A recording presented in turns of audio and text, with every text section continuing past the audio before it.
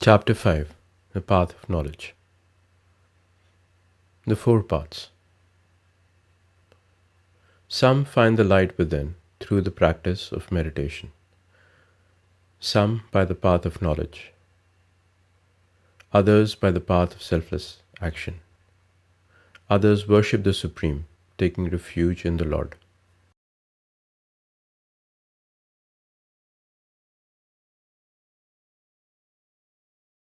Focus your mind on me alone. Without doubt, you will come to me.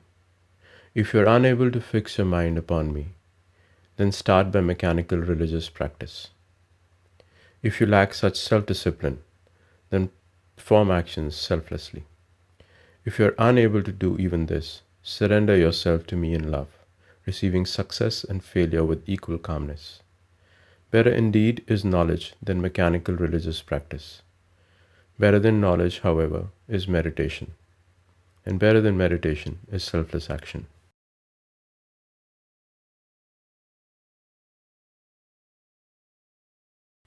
The path of knowledge, further explained.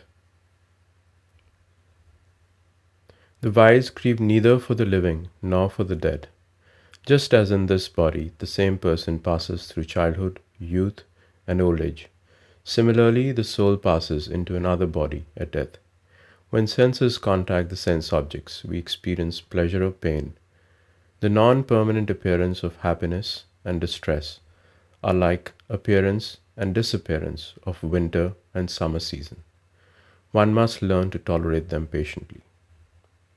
The person who is unaffected by happiness and distress and is steady in both is truly wise and fit for immortality.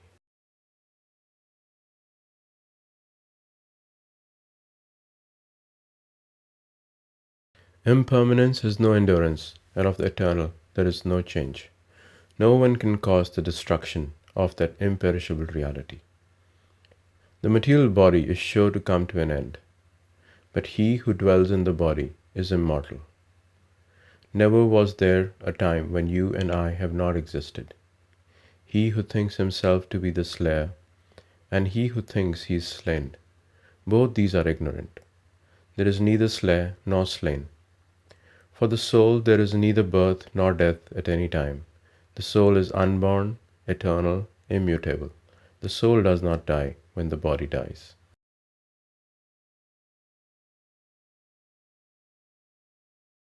Just as a man casts off his worn out clothes and puts on new ones, similarly the soul casts off its worn out bodies and accepts new bodies.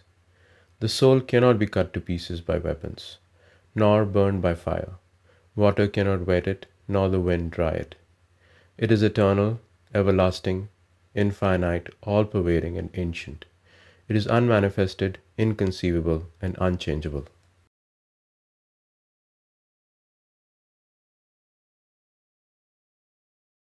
The one who has taken birth is sure to die, and after death one is sure to take birth again. Every creature is unmanifested at first, manifested in the interim state, and when its end has come, it once again becomes unmanifested. Some look on the soul as a wonder, some describe him as a wonder, some hear of him as a wonder, yet many, even after hearing about him, cannot understand him at all.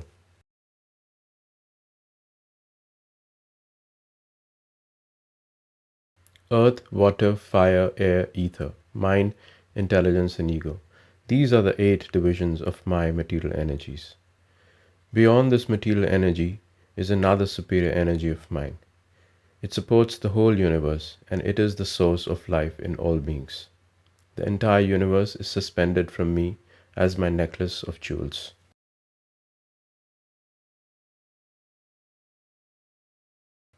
The senses are higher than the body. The mind is higher than the senses. The intelligence is still higher than the mind. And above the intellect is soul.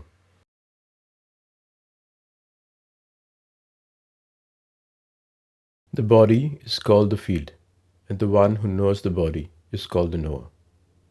The Lord is knower of the field in everyone. To know the field and its knower is true knowledge. The field is made up of the following: the 5 elements of perception, their corresponding 5 elements, five sense organs, five organs of action, three components of mind, and Mahat, the undifferentiated stuff.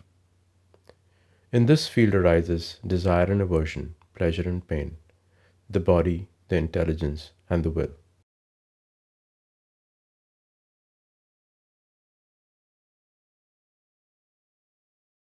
From the material nature comes the three energies of white, grey, and black. The spirit is seated in material nature. The spirit experiences the play of three energies, born of material nature. The material nature is said to be the cause of all causes and effects, whereas spirit experiences pleasure and pain. The attachment to three energies lead the spirit to be born of good or evil. Yet in this body there is another supreme enjoyer, who is the Lord. He is called the witness.